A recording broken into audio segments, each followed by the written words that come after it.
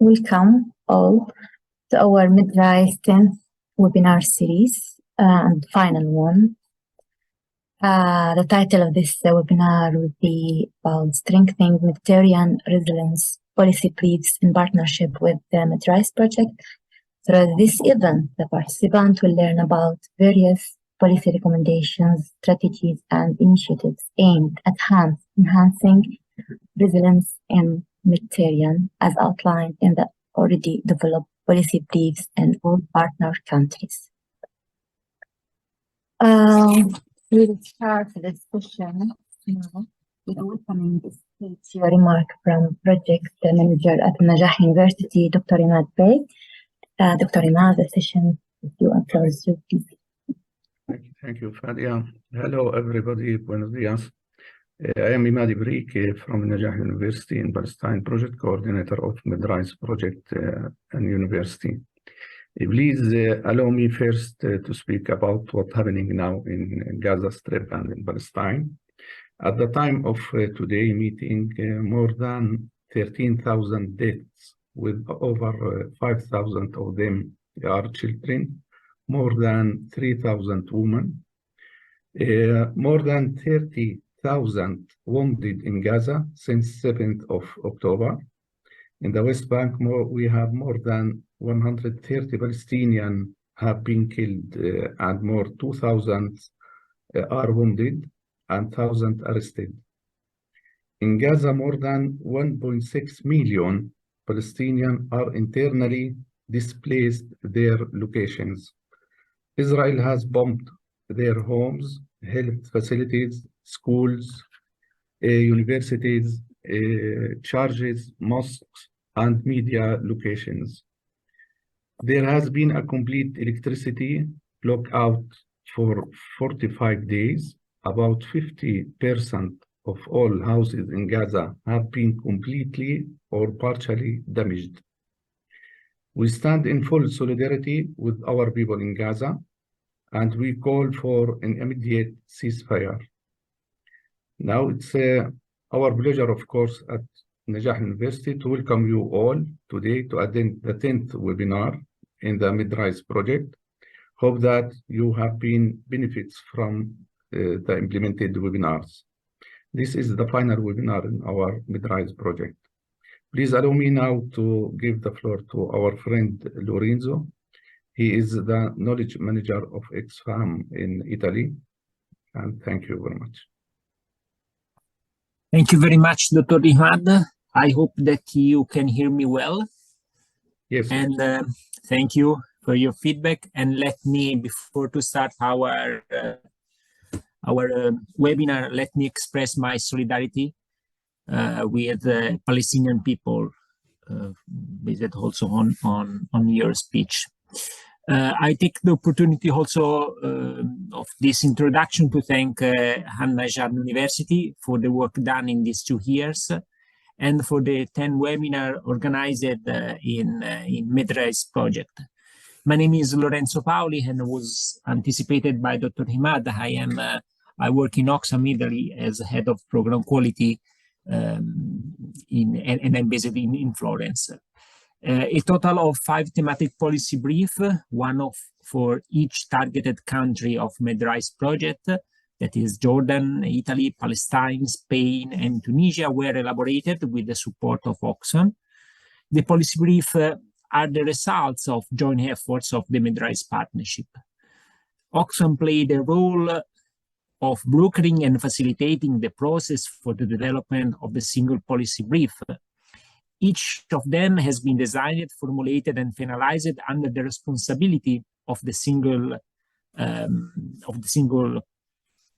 policy brief partner. This is and so the leadership and the ownership of the single partner has been driven by the contracts and each country. So these are not the Oxfam policy brief, but they are the policy brief of the MedRiSSE partners. In order to share the process implemented to deliver the policy brief, I leave the floor to Mr. Barbara Tahoud, that she is the Oxfam expert that worked together with PARC, ACPP, Juhud, and TCAC, in order to design and to define the content of each policy brief. Over to you, Barbara. Thank you, Lorenzo. Hello, everyone. I was asked to say a few words about the challenges of producing these policy briefs. First of all, it was a pleasure for me to be on this project and on this mission in particular. Now, let me tell you a few words about the process and why it was a challenge before we can move on to the partners of MedRiSSE who can present the content of the briefs and how they intend to implement it in their countries. So first of all, because of the timing of the mission, the work was done during summer months, so that was a challenge for all of us. Otherwise, in the design and production of the briefs, there was a challenge in terms of pertinence. The national contexts are very different. They had to be taken into consideration, and partners' priorities had to be taken into consideration as they know their environment best. And I was only an external consultant there to support them in this policy design. In terms of advocacy potential as well, it was a challenge because the target was a multiple public. It seemed best that the briefs introduced the topic with clarity while remaining broad enough and specific enough, so there was a sort of balancing to do so as to maximize the potential outreach of the notes and try to touch on several potential targets at the same time. In addition to that, the recommendations in the briefs had to be realistic so as to be useful and actionable. Now, another challenge was in terms of process. The challenge was to circumscribe the real problematic underlying the choice of the topic made by the partners. And more practically, it was the availability of the partners to along the process to support the structuring and the delivery, because as I said, everyone was extremely busy, plus it was during summer, so things were not that easy to manage. Now, in terms of result, I am perfectly aware that all of you were super busy to wrap up the project in its final phase, and that you might not have found the time to give extensive feedback on the policy notes, but the briefs might have been too long or too short, but I really hope that they have addressed the central issues that all the partners had brought up and that they were meant to address. I therefore hope that the briefs serve you as starting points for future awareness-raising efforts and advocacy initiatives to push forth much-needed policies for the various aspects of SSE recognition and development. Now, just to wrap up, I would really like to thank all the people who have supported the research process and given me invaluable orientations for the work done, and as well for their patience. Now, in Palestine, Samah and Sirin, thank you so much. Sorry for that, but you're in my prayers every day. Thank you, Barbara. Thank you. Sorry for that. An-Najah, oh God. Many thanks. Forgive me. And An-Najah, Asma, who believes so strongly in the potential of Tunisian youth. Thank you, Asma. Asil in Jordan for her support and data all the way. In Spain, Jose for his valuable insights, Ivan for his assistance from the start, and Georgia, thank you for demystifying virtual currencies for me. It wasn't an easy topic. And in Italy, Giulia, Silvana, and Lorenzo, I'm truly sorry for my emotions. and Julia, Silvana, and Lorenzo for their realism and their unwavering support. I leave the floor to you. Thank you.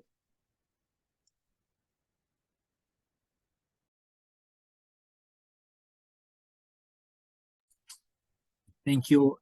Thank you again, Barbara, for your patience and for your amazing support. Now, based on the program, if there are no any other comment or feedback by National University, I will leave the floor to ACPP to introduce the policy brief on virtual currency. Yes, thank you, Lorenzo. For ACPP, Jose unfortunately couldn't be with us today, so he sent a short video for his intervention. I will share it with you. Thank you. Thank you so much. Hello, I'm Jose MedRiSSE from Asamblea de Cooperación por la Paz, the lead organization in the MedRiSSE project. I want to first of all extend my gratitude to Engineer Fadia Hashaika and the whole team at An-Najah University for the excellent work they have done during the lifetime of MedRiSSE project. Today's dialogue, part of the MedRiSSE project, explores replicable innovations in the social and solidarity economy for post-COVID-19 recovery in the Mediterranean region, including Spain, Italy, Palestine, Jordan, and Tunisia. Before I enter into the policy brief, I must acknowledge the terrible situation in Gaza.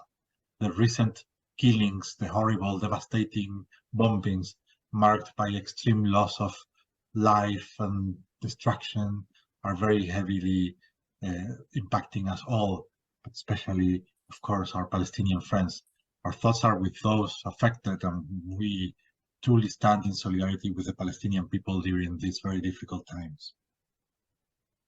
Our policy brief revolves around local currencies. These are crucial tools for economic empowerment and community resilience, relevant not only in Spain, where we have experimented with them, but potentially across the Mediterranean. Let me first explain what local currencies are. They are alternative monetary systems intended for use within a specific geographic area. Their primary purpose is to keep financial resources circulating within the local community rather than leaking out to larger non-local entities. This supports local businesses and fosters a stronger sense of community cohesion. Strategic use of local currencies can be particularly effective in any context of post-crisis recovery. They promote local spending, which is essential for revitalizing local economies hit hard by events such as the pandemic. By keeping money within the community, these currencies can help sustain local businesses, create decent jobs, and stimulate economic growth. Our brief calls for collaboration between public authorities and SSE organizations, because such collaborations are vital for the development of local currency systems that are sensitive to the unique needs of different communities. We propose creating and adapting legal frameworks that help formalize these partnerships, ensuring successful operation and sustainability of local currency initiatives. There are many cases of success throughout the world, but we want to point out one, the case of the Grama digital currency in the city of Santa Coloma de Gramenet in the northeast of Spain. It illustrates how digital platforms can effectively support local economic activities, demonstrating the practical benefits of local currencies in fostering economic activity and community development. To conclude, local currencies are innovative economic tools embodying community solidarity and resilience. They offer sustainable solutions for post-crisis economic development and are pivotal in achieving the Sustainable Development Goals. A policy brief invites a rethinking of economic models, advocating for more inclusive, community-centric approaches. I encourage everyone, especially our partners and audience members in the Mediterranean region, to explore the potential of local currencies in building resilient and thriving communities. Your engagement and actions can make a significant difference in shaping a sustainable and equitable future for all. Thank you. Thank you for your attention and participation. So we thank ACPP and José for his contribution. And I will give the floor again to Lorenzo and Oxfam team to moderate the session again.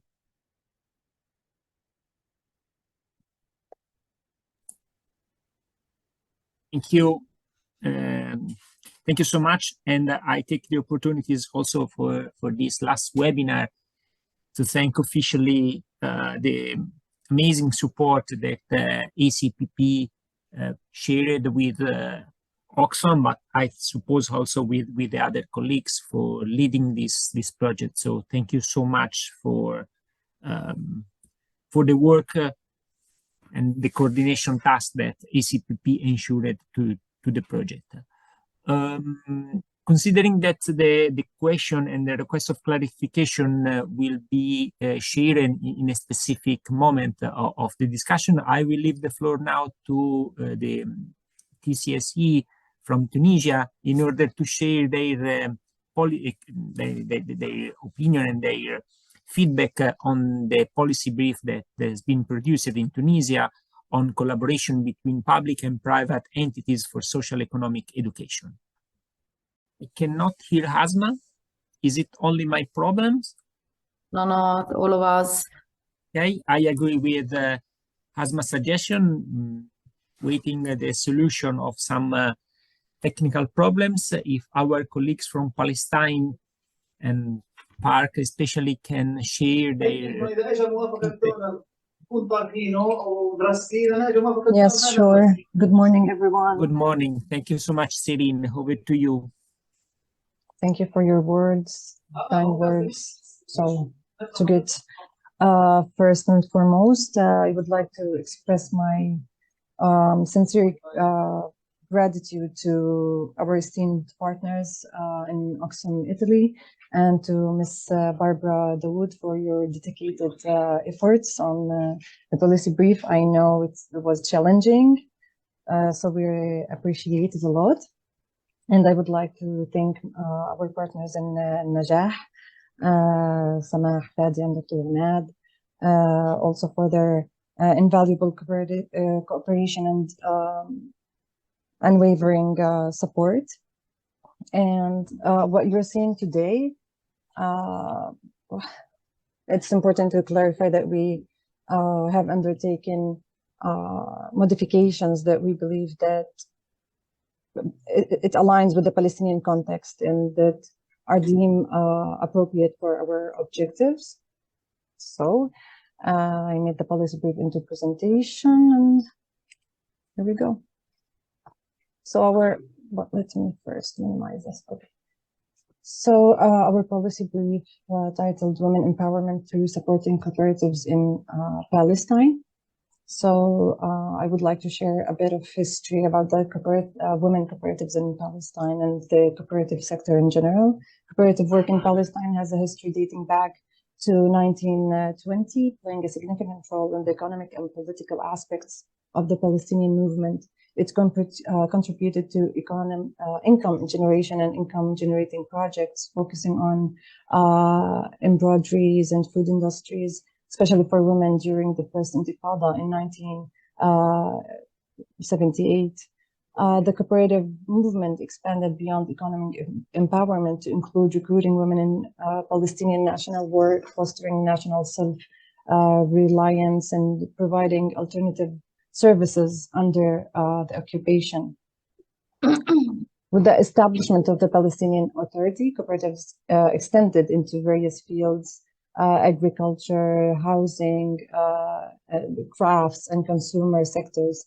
Palestinians' accession to international conventions provides an opportunity to align cooperative work, laws, policies, and practices with international standards, including the Convention of the Elimination of All Forms of Discrimination Against Women, the International Covenant on Economic, Social, and Cultural Rights, of all forms of racial discrimination and the recommendations of the International Labour Organization, particularly recommendation number 193 on strengthening cooperatives. So when taking a look on the Palestinian Authority laws and regulations and how they it impacts cooperatives, we see that non-constitutional fees imposed by the Cooperative Work Agency on cooperative societies, unions, and the General Cooperative Union. Cooperative work in Palestine appears as a government revenue collection center, contrary to the philosophy of cooperative work and government support. Impact on women-led cooperative societies due to societal stereotypes, lack of gender sensitivity in Palestinian legislation, and absence of temporary special measures to promote women's participations. Concerns about the Council of Ministries to review and potentially expand fees on cooperatives without proper legislative oversight. The contradiction with the Palestinian Basic Law that requires fee imposition and amendment through a law issued by the Palestinian Legislative Council. The lack of consideration for exempting cooperatives from fees and taxes, given the challenges faced by the cooperative sector. The neglect of the national strategy for the cooperative sector and the financial conditions of cooperatives in West Bank and Gaza, fragility of government financial support for the Cooperative Work Authority and cooperatives. So this is like if we're looking in general and not digging deep. So how do we empower women through cooperatives? When it comes to economic impact, cooperatives offer women access to resources, training, collective decision-making, contributing to economic empowerment and market access.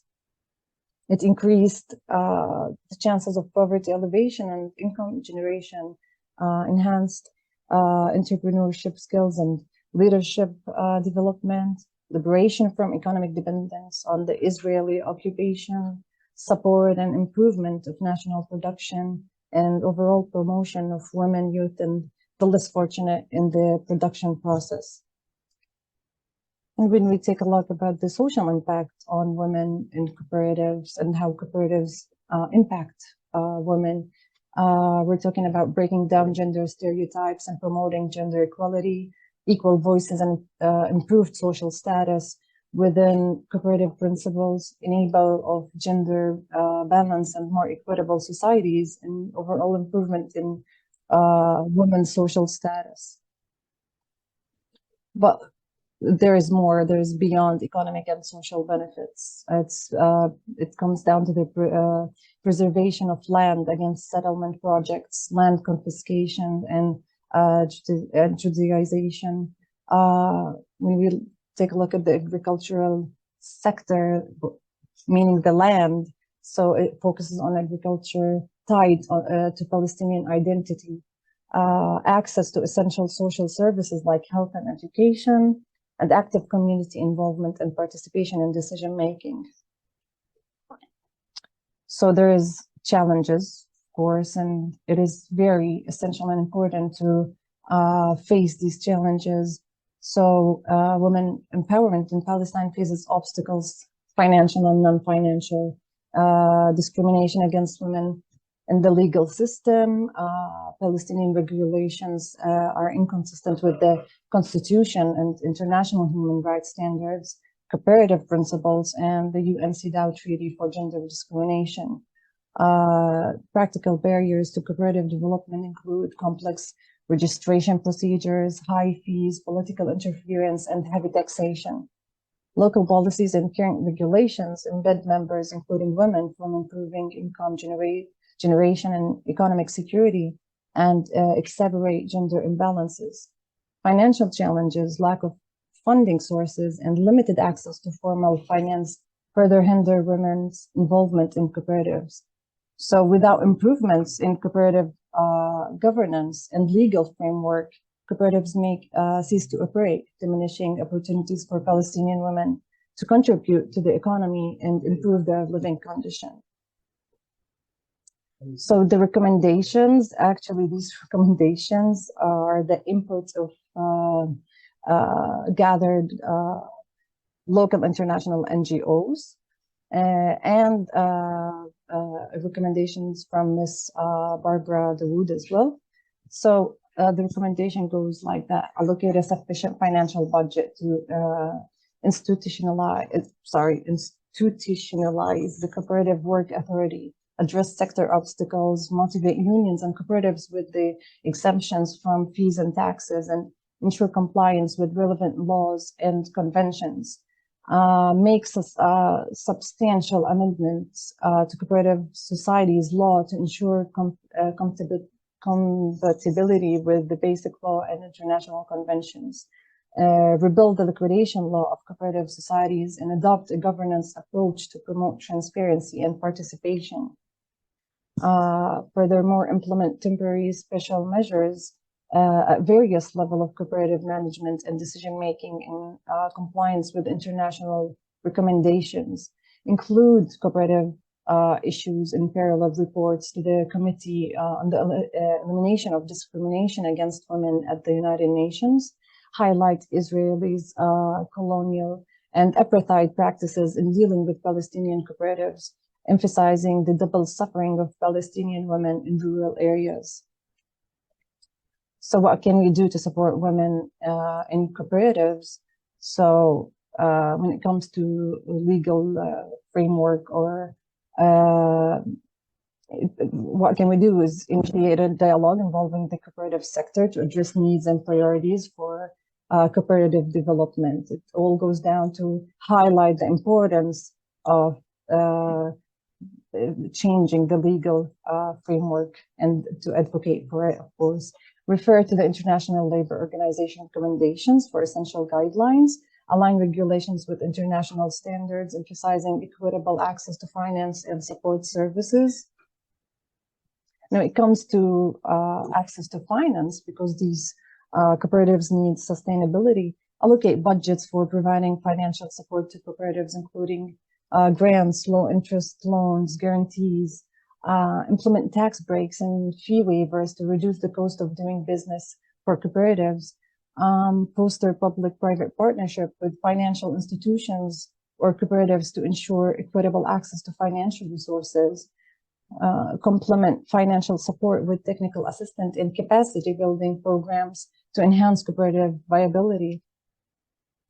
So there's key issues to serve as a starting point for discussion, research, mobilization, support, and advocacy to ensure a positive impact on cooperative life in Palestine. So when it comes to advocacy, putting pressure and mobilizing decision-making centers within representative institutions of the sector to ensure the provision of fair opportunities for funding well-researched cooperative projects, both economically and socially.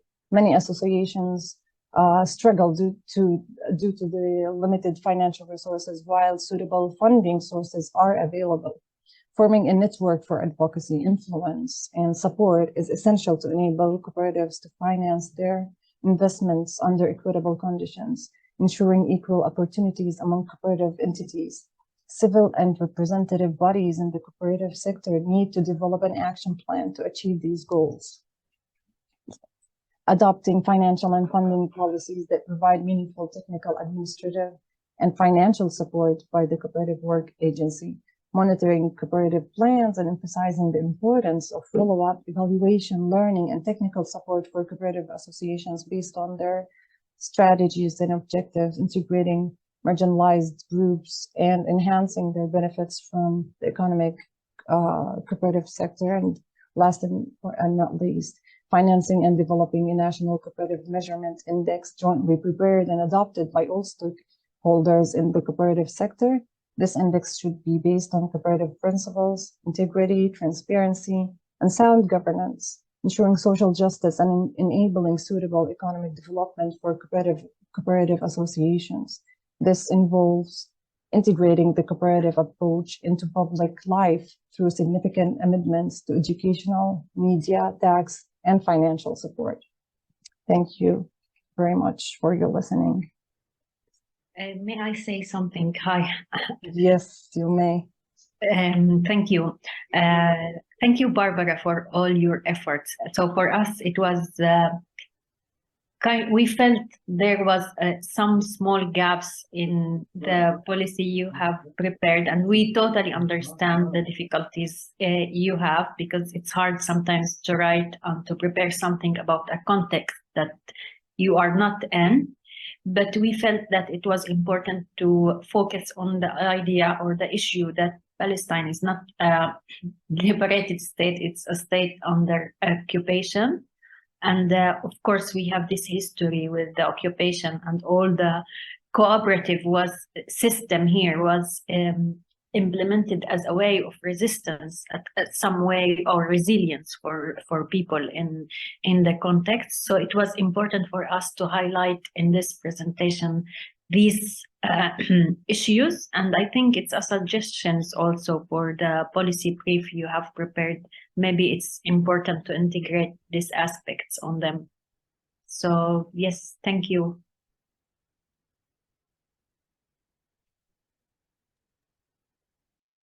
Thank you so much also for these remarks, and thank you so much to Cyrine and Leith, not only for the work done within the policy brief, but especially for the other work package that PAC led. I think that was very, very relevant and useful for all the consortium members. So thank you again for your amazing work.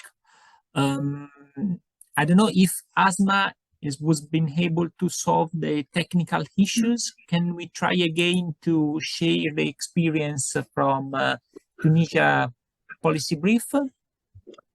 Hello. Hello, Can you hear me? Asma. Yes, I can hear you very well. Over to you. Okay. Thank you. Thank you so much. I'm using my phone, so I didn't stop the issue. Problem solving is one of the most probably skills that not only you but also other different of us. So thank you. you. Thank you so much, everyone. It's really very exciting to be with you all today. And it's kind of a bittersweet because the program is ending.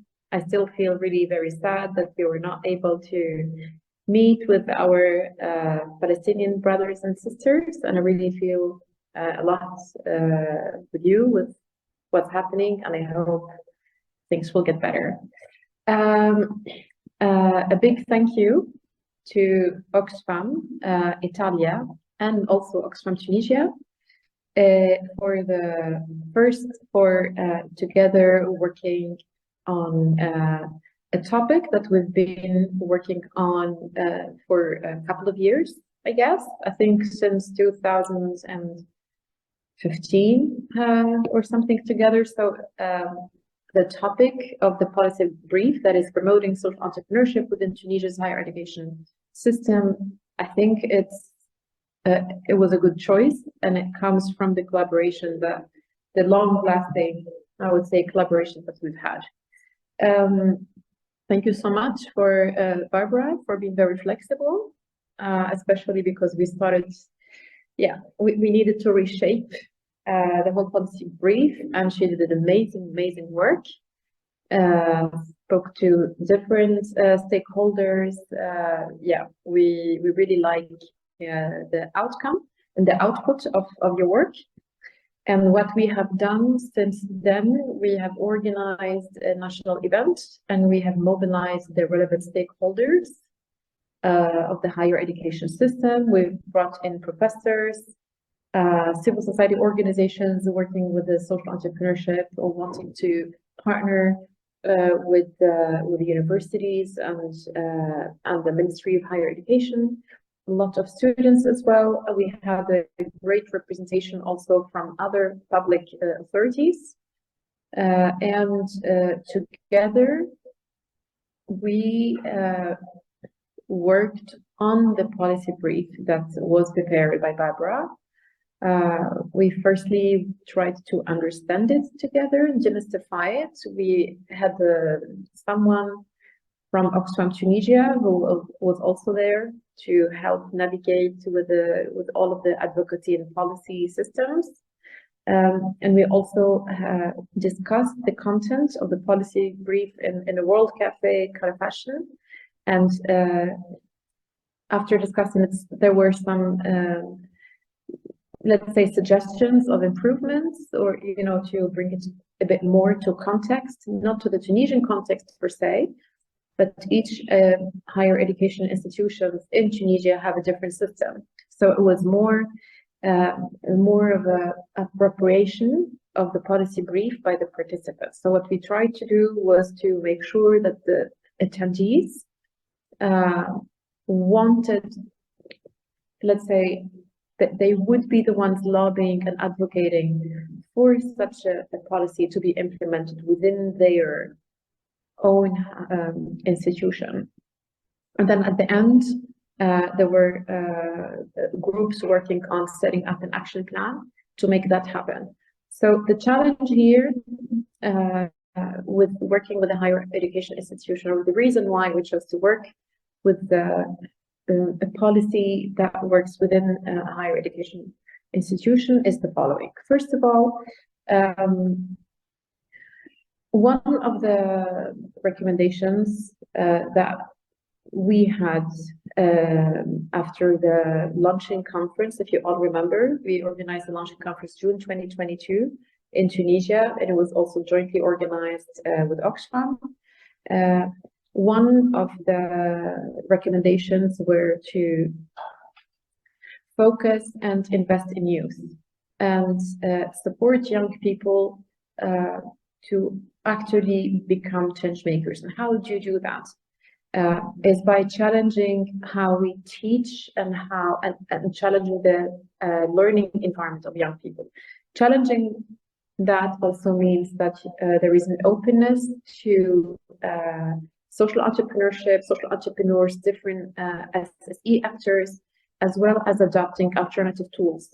And with that context, one of the policy brief recommendations were to build cases of social entrepreneurs.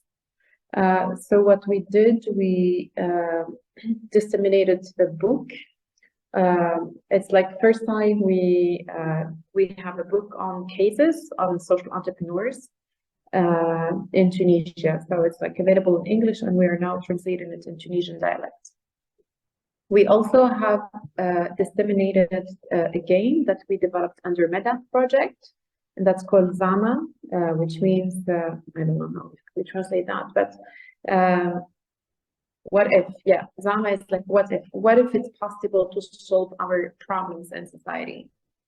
So these alternative tools were disseminated and made available to the attendees of the Innovate event or national event, during which we discussed the policy brief. And actually, we have signed 16 MOUs with different actors to disseminate these tools. One of these actors is a public authority from the Ministry of Innovation and Technology. There was one professor who agreed to sign MOU, but 15 others had a bit of a challenge to do that. So we have to go through their institutions and make more of a formal collaboration with their institutions. And also we had signed 14 different MOUs with 14 different civil society organizations. And that is, so this is all for us is new. So we call them the ambassadors of social innovation. And the idea is that each one of us really take responsibility to influence the education system, and then also open up the learning environment for young people, so that they become more creative, they adopt systematic thinking, creative thinking, problem solving attitudes and opportunity and capabilities. We decided to work with higher education for now, because it's easier to influence and to change. Because if we have worked with different kind of educational institutions, with kids or like young people aged less than 18 years old, that would be more difficult to influence. So what we wanted to do, we wanted to make a quick win, a big influence very quickly, especially given the instability of the political sphere in Tunisia. So our next step is to disseminate the results of the workshops and organize different groups and advocacy groups with the people who have attended the conference, and work together towards implementing the policy brief through the action plan that we have co-developed together. So thank you again, and I hope I was clear. If you have questions, don't hesitate. Thank you so much, Asma. Thank you so much. Well, from my side, you have been very, very clear.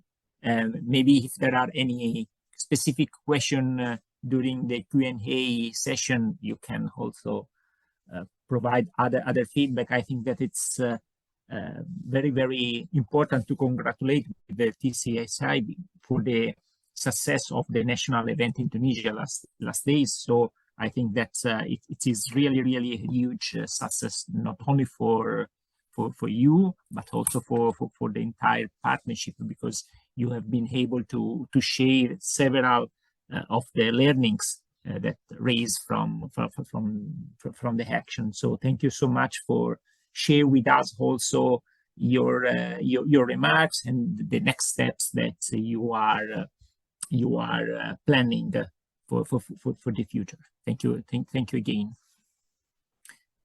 If it is possible, I will share with you my screen to share the policy brief in Italy.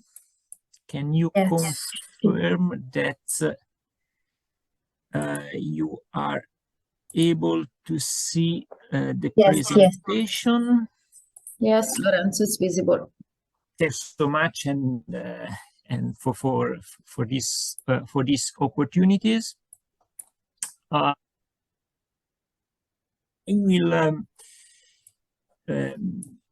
will present you the Italian policy brief on blended finance mechanism for social enterprises.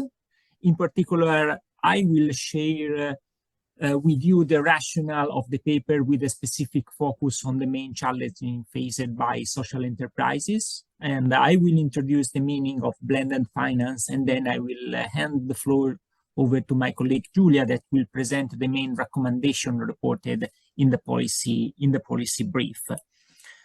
Social enterprises can play a key role in driving sustainable development. They bring innovative solutions to economic, environmental, and social challenges, while at the same time producing midterm impact. But social enterprises, based on our reflection and analysis around the world, faces numerous of challenges, and access to finance is one of the top priorities. What are the main reasons why social enterprises have limited access to finance? What type of solution have been considered today in order to provide funding to social enterprises? And who are the actors and stakeholders involved within this scenario? Our policy brief aims to emphasize the pertinence and the usefulness of blended finance solution, especially in the Mediterranean area. Based on the context analysis in the Mediterranean area that we carried out, the main challenges faced by social enterprises can be connected from one side to the lack of legal recognition and the wake of entrepreneurship experience. On the other side, there are issues on the investment readiness and inefficient financial markets, but also weaknesses of government support and market gaps in repayable finance. In this framework, blended finance can be an opportunity based on our reflection and evidence. Practically speaking, blended finance is an approach to structuring transaction in a way that brings in multiple types of investors. For instance, blended finance makes it possible for a government agency, a private equity firm, and an impact investor to all invest alongside each other while achieving their own objectives. Blended finance has three main pillars or three main drivers. One of these is the development of finance and philanthropic funds can be used for attract or catalyze private capital into the deals. The second drivers is the fund that the investment drives solution, environmental and economic progress. And last but not least, the transaction generates financial returns for private investors in line with market expectation based on real and perceived risks. I will leave the floor over to Giulia for the recommendation and ways forward that was raised by Oxfam. Giulia, Yes. over to you. Thanks, Lorenzo. I will try to be brief, even though the recommendations, I mean, for Oxfam Italy especially, are really important. The first recommendation is to try to understand that there is a space. I mean, there is space to intervene, so it's crucial to try to identify opportunities. When I say that there is space, is because the actors of the social and solidarity economy sphere has demonstrated that they are focusing their agendas on, try to find and to allocate resources for supporting the SDGs, especially through the social enterprises support. For example, the European Union has several actions on its international cooperation agenda. For example, it has action to build a community of impact investors. As for example, they want to working more closely with the international financial institution, and especially there is space for them to bridge between their strategy and the European Union financial tools. So for us, it's really important to allocate resources to try to identify that opportunity and try to align also our agendas according to the agendas of our donors. The second recommendation is to foster the coordination between the development actors, which are us, for example, and to try to scouting the opportunity to build partnership. And for example, each of us are working in the same fields, but creating a lot, implementing our project, we are creating a lot of knowledges.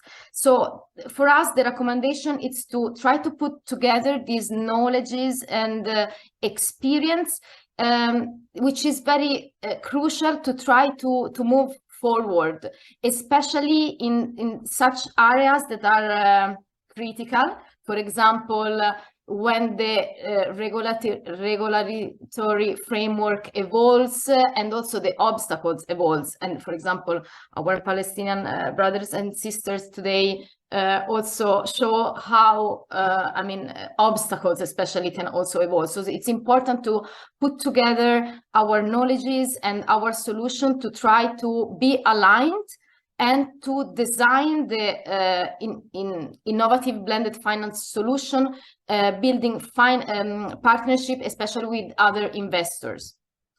Our third recommendation is to, this is especially for donors and for, of course, investors, to prioritize the filling in for market inefficiencies. This why? Because usually donors or investors are giving grants in each step of the growth of the social enterprises. And this causes a tricky game because, for example, a social enterprise that are working and are based in context where the bank borrowing is possible is considered as any other normal enterprises, as not social, in order to access to bank loans. But of course, if the social enterprise it's a younger or smaller, of course they cannot provide collateral against loans, so they are left. Let's say they are left out, because they are not able to enter in this repayable financial mechanism, because of course they are discouraged by access to this kind of repayable loans. So the consequence is that there is a great risk for these social enterprises that they will fail or disappear before having the opportunity to scale. So in this context, it's important, especially for donors or lenders, to target especially those social enterprises that are more weak and they cannot have access to this kind of commercial borrowing. So our recommendation, it's to focus that social enterprises, and it's also important because this way to intervene will prevent us also to generate a kind of market distortion. Because, for example, our international donors or the philanthropist organization are usually they are giving grants to social enterprises, as I said, in all growth stage. But the thing is, in this way, the social enterprises will also focusing only on the I mean our grant give as we provide, you know, like without any or let's say more I mean, how can I say in a proper way, let's say without not very in-depth post-grant monitoring, or we are, for example, lighter on the due diligence. So it's really important for us to try to do not foster the so-called market pollution. So this is very challenging because we as NGOs or organizations that we are work with social enterprises, we are called for an effort in order to really sustain the social enterprises in a more ethical way. Another recommendation is to, of course, accompany the blended finance solution in two ways. The first of all is support services for social enterprises. So not only giving grants or access to finance, but also through capacity building. For example, the growing beyond the initial operational level, it's the major challenge for social enterprises. So of course, giving them also capacity building, it's a way for us to sustain the growth and also to support the whole ecosystem, which is not only focalizing the support to the social enterprises, but the support to for example, also to ourselves, to the partners of a consortium which operates in this kind of projects. Another recommendation that we found which is very, very important, it's building the case for mainstreaming impact measurement. For example, this is the case when we try to work with social business. We think that, for example, the impact measurement should be perceived a key to mobilize funds. what does it mean? That usually the financial yield, it's not the main incentive for investors. No, in this case, the impact achievement of social enterprises that work with us can make up for that. Of course, knowing that the impact measurement still has a way to go beyond the 8 programs, of course. So we think that we have to change the culture and to change also the general point of view. Because if the social impact becomes systematically recognizable as return, then the donor money is not perceived anymore as non-yielding money, but rather its yield is measured differently from a financial yield. So we think that we have really to make a great effort to try to improve our skills in order to really find a way to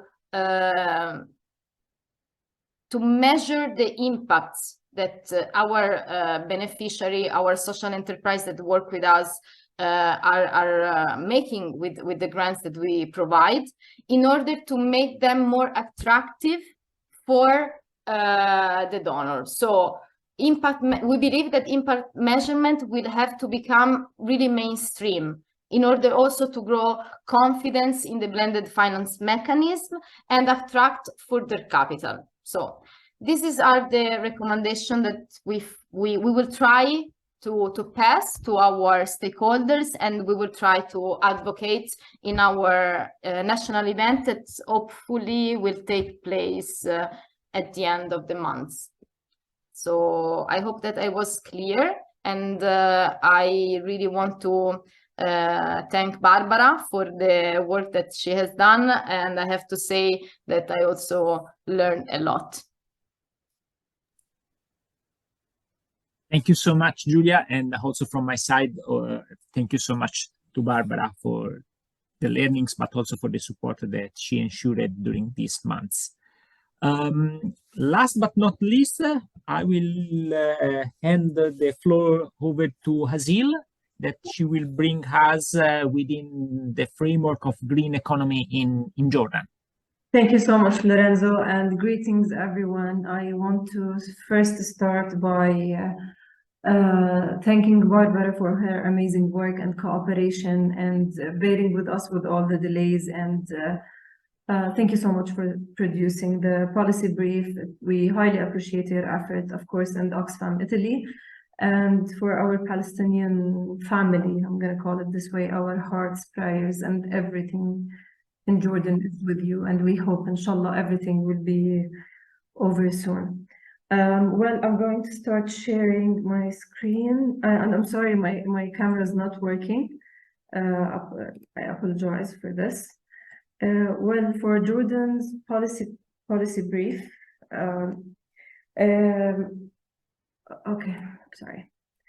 All right. Well, this policy brief is intended to provide basic or a start point for a roadmap that would support jihad advocacy efforts in terms of the development of Jordan's green economy, and it calls for urgent policy intervention to support the green transition, and highlighting the role that can be played by social and solidarity economy players in catalyzing policy change and supporting multi-stakeholder cooperation.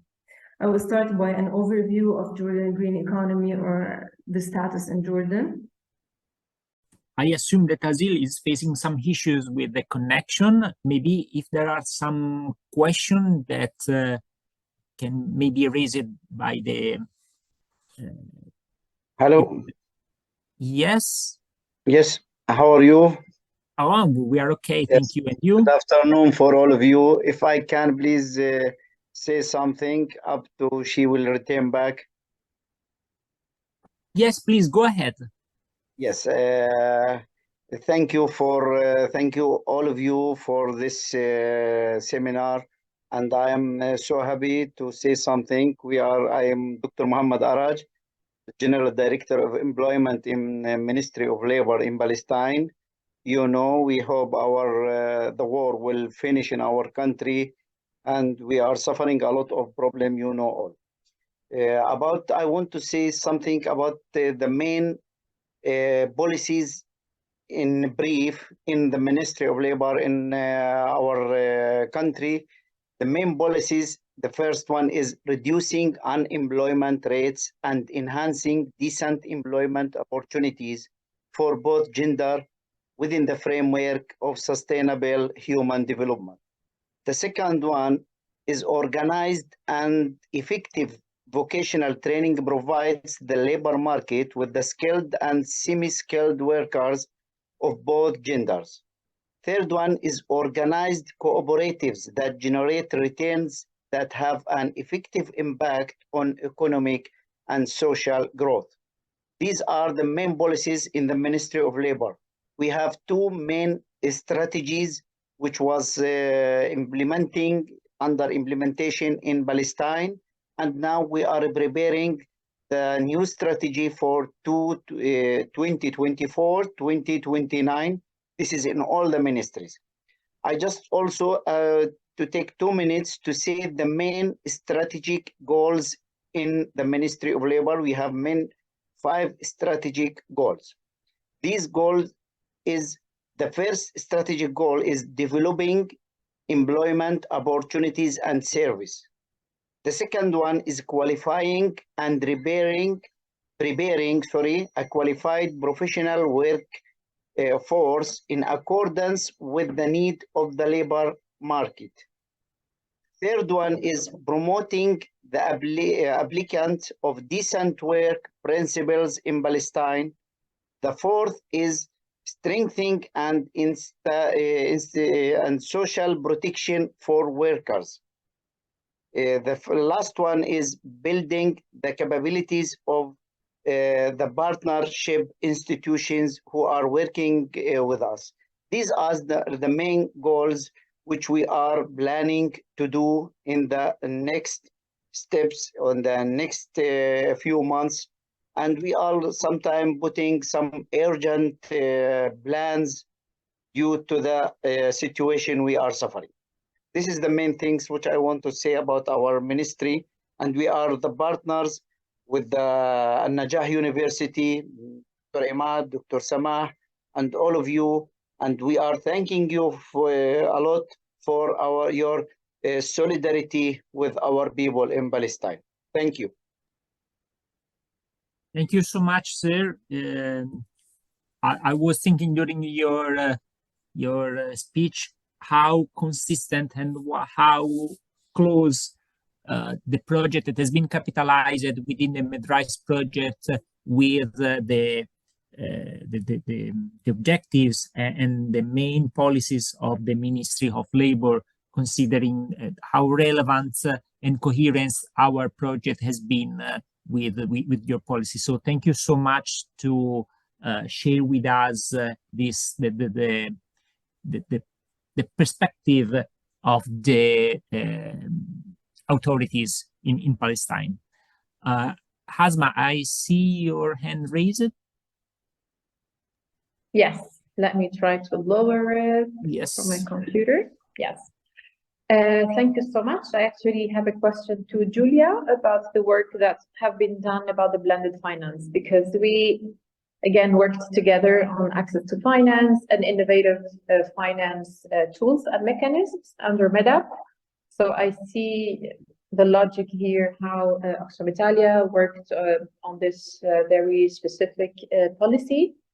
So I'm wondering here, how are you going to implement such policy, and are you going to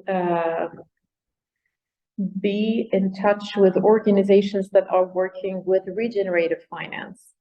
From what I've seen, especially now in Europe, where there is a lot of discussions around impact measurements, and also a lot of critiques to social investors, because I see that you have, you've mentioned social investors and impact measurement. And at least in the Swedish context, the social investors are more like investors. So they mainly care about financial returns more than impact returns.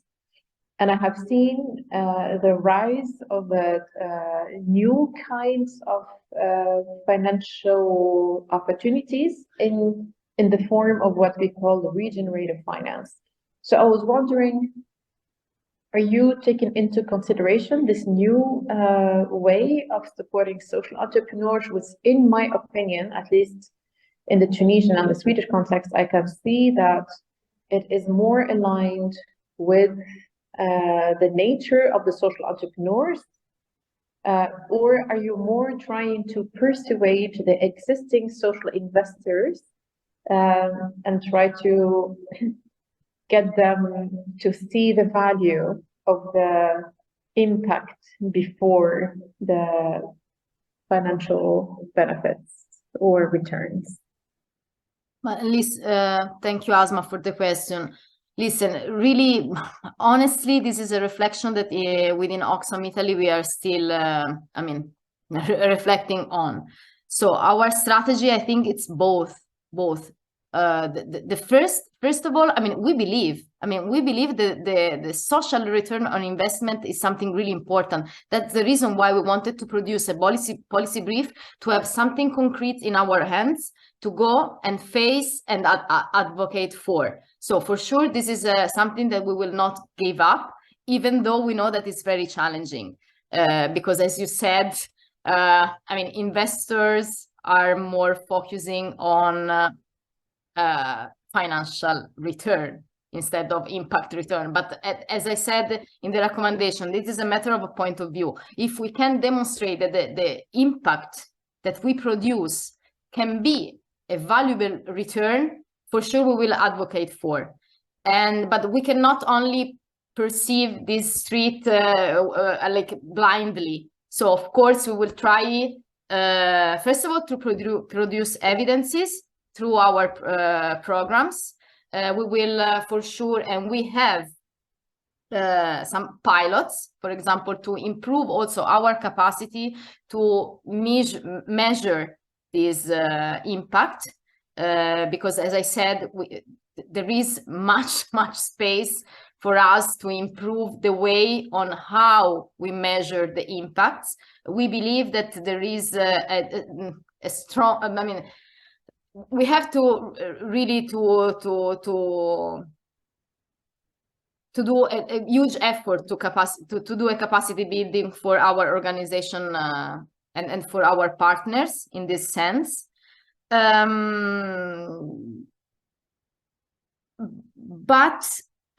for sure we will have also to engage key stakeholders. For example, we want to create, we still have strategic partnership, but we want to really to start to work, for example, not only microfinance institution, but really with institutions that can bring an added value in terms of content and in terms of designing new and innovative financial tools that can really have an impact. So this is what we have done, for example, in Palestine. We have designed a program working with the Banca Etica and to work with the other financial institution in Palestine. We don't know how it will be, but we want to do the same in Tunisia, for example. So for sure, to build strategic partnership for us, it's one of the way to go. And for what you said, for sure we have to we have to consider also this so for us, I think it's important to diversify our strategy.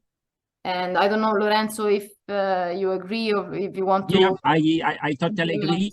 The only other element that I can add before to leave the floor again to Asil, it is that Barbara, she raised okay, I don't. Okay, thank you. So sorry. Yeah, it is that part of the job must be also done within Europe. in order to influence and to advocate other relevant stakeholders also in Europe. So our strategy is to continue to work both in the context of the MENA region, but also in European Union in order to advocate for that. I leave the floor now to Barbara, and then if Asil is joined again, we will. I suggest to leave the floor to Asil so she can continue. Has Asil joined? Asil, are you ready? We can leave the comments for later. I don't know, Asma, if I answer to your question. Yeah, until Asil answers, Asma, one small remark concerning what you said. Yes, private investors are still very much looking at financial returns, and this is exactly why blended finance has become the new trend today. But although the OECD recognizes it, there still is a lot to be done at donor level, like Julia was saying, and like Lorenzo was saying as well, at donor level, in order to break up a little this sort of separation that there is today between donor funding and private funding. And those guys are really looking for profits, whereas those guys are known to actually not monitor their funding and let's say are a little less picky in terms of return. This is exactly it. The world today has loads of money that just need a justification, a social impact. When I say social, I mean an impact justification. It could be environmental, it could be social, it could be health related, etc. And we shouldn't forget this whole new trend in the corporate world, that is the ESG trend, the environmental, social, and governance trend. And private capital today is also looking for impact, because it turns out that with time it does translate into financial return. Think about how many consumers today buy one type of brand, one brand, and not another, because this brand has been working on social impact or on environmental impact. It does feed back into the financial circle for investors. It's just one stage away, one level away. See what I mean? So there are a lot of funds that are being set up today and whose priority is impact, but it doesn't mean that they have turned into grantors or just goodwill investors. They are looking for financial return, but maybe not as a first objective.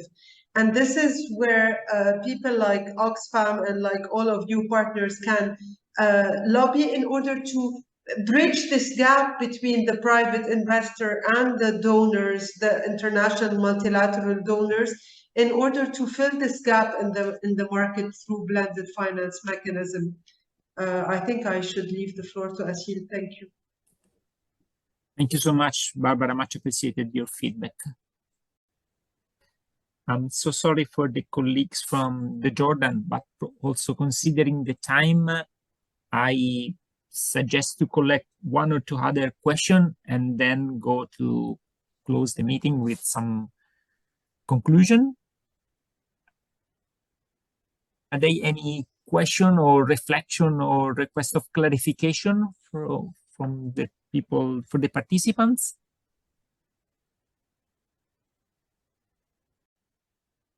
I think that this moment was important because, for example, in my opinion, I was involved in the, collecting inputs for the policy brief of Italy, but I didn't go really in depth of the other policy brief. So for me, it was very important to know and to learn about what is important to advocate for in the country of the MedRiSSE implementation. So I think that this webinar was really important to share among us the knowledge that the policy brief produced in the consortium. And I think that now it's ready to to advocate for. So for the next weeks and months, I think now we have a really valuable document in our end to make a change. I mean, to make a change in each country in the topic that is relevant for the country. So I'm really glad to have produced within, I mean, inside Oxfam and inside the MedRiSSE project. I think it was a very an important activity. And what else? Regarding, I think this is our last opportunity as consortium to be together. So I would like to take like 1 minute to really thank you all. For sure we will get in touch because we have still some other activity missing and some reporting to be done, but I don't know if I will have the chance to have the Palestinian friends all together in the same moment. So I would like to thank you for the opportunity that I think the MedRiSSE project gave to me, because I think that without the MedRiSSE project, I would never had the opportunity to visit your country, to see with my eyes the truth and the reality, and be sure that we will do all what we can to say the truth.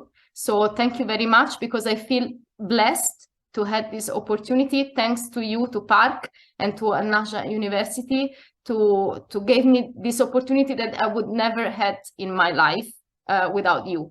So I'm wearing with me your Palestinian flag, and I'm going to participate to every event to try to do my part. So just to let you know that I feel blessed to have taken part to this project and to have visit you. So thank you very much. And that's all, I think. Thank you, Julia. Thank you so much, Julia. If there are no any other question or comments or remarks, I also join to thank you all the partners, and especially ANNU for these opportunities. And we will send and we will share with all the participants the presentation of the policy brief that has been shared today in order to share the feedback that can be raised. Thank you so much. Thank you, Lorenzo. Thank you. And for Jordan policy brief, maybe we will share it with you by email later. Yes, thank you so much. And we'll give the floor to maybe Dr. Imad to finalize and say something maybe. Yeah. And thank you all for your feeling and for your solidarity with our people in Palestine. And at the end, as Julia mentioned, I would like to emphasize that we benefit a lot from MedRiSSE projects. Thanks all partners for your kind cooperation and for your support during these 2 years implementing of MedRiSSE project. I hope, looking forward to work together in the future and to keep in touch with all of you. And thanks a lot. Thank you so much. Have a nice day. Have a nice day. Thank you. Thank you. Bye-bye. Bye-bye. See you. Bye.